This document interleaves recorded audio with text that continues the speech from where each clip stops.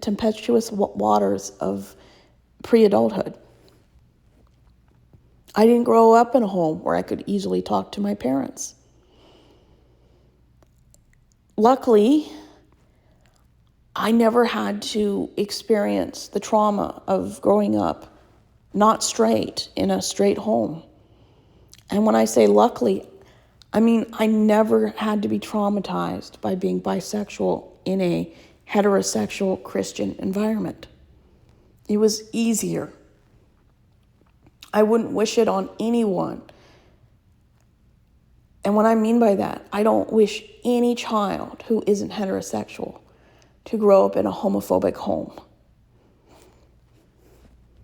And once your children become adults, how do you think they're going to educate their own kids when you don't educate them? You need to step up. Parents need to stop censoring things that have to do with non-heteronormality. Children need to know, to learn, because usually before they even become a teenager, they know if they're straight or not. Children need to know that if they ever have an identity crisis, or they're confused, or they don't know what they are, that they have a safe space. They can talk to their parents or to a professional if they need counseling. Because trust me, when you go through traumatic or life-changing time period, you need safe places. Unfortunately, I never had those safe spaces. Growing up straight in a culture of Christianity that worships heteronormality more than they worship God is a problem. Children shouldn't have to come out. We should live in a society where we don't have a default setting that says everybody's straight. If you grew up in a society where there was no default and people said, so what attracts you? Instead of everybody's straight without saying it. I mean, most depression really probably surrounding kids who aren't straight really wouldn't be around, even though they're going to have anxiety nonetheless. The depression and suicide surrounding identity crises probably would be less than 10%. When there are groups in America that are taking books out of school classrooms and libraries, that are keeping kids from being depressed and suicidal, we have a problem. So let's talk about some of these groups that try to protect the children without educating the children. Conservative school officials, lawmakers, and parents. These individuals often express views that LGBTQ plus issues are political and not age appropriate for children, leading to measures like banning books with these themes or removing LGBTQ affirming posters and flags. I can understand that if every non-heterosexual kid didn't discover they weren't heterosexual until they were an adult. But kids don't wait till 18 to realize what they are. Most realize it under 18. That's why these books are so important. It helps them find role models. Books with these topics help kids understand they're not broken, they're not damaged, they're not weird, they're not deviant. They're just different. And that's what a spectrum is. We're all different.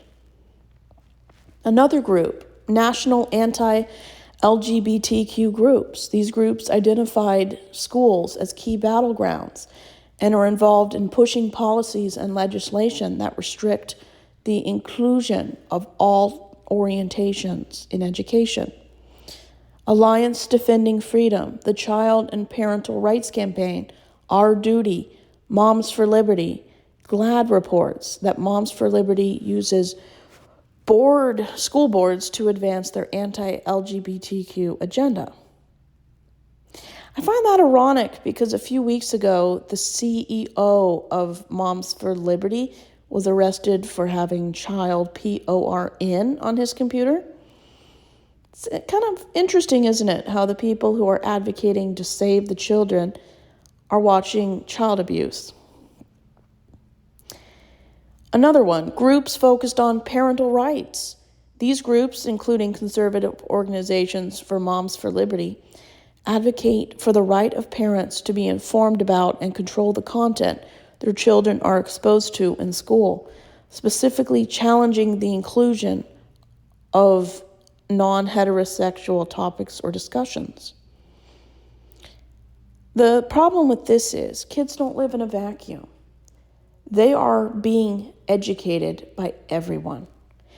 And if you're not the person who's the primary educator in your child's life, they will learn very twisted, biased views or downright discrimination against people who are in the queer community. Religious groups. Some religious groups have voiced opposition to the inclusion of LGBTQ plus material in schools, citing religious objections similar to the recent Supreme Court decisions allowing religious opt-outs from secular lessons that conflict with families' religious views, which can impact LGBTQ plus inclusive materials. What about conservative political groups? Some conservative political groups have leveraged issues related to race and non-heterosexual topics to galvanize support and recruit candidates for school boards. So what kind of methods do these groups include? They advocate for don't say gay laws. These laws restrict or ban classrooms discussing the LGBTQ plus people or issues, often in younger grades. Florida, 2 years ago, passed the don't say gay laws in school. Teachers can be fired for even talking about differences of things. What about challenging and banning books with non-heteronormative themes? Groups like PEN America have reported significant increases in book bans, with LGBTQ plus themed books being targeted. What about promoting policies that require parental notification or consent? Some groups push for policies that require schools to inform parents if a student expresses a desire to use different pronouns or if curriculum addresses gender identity.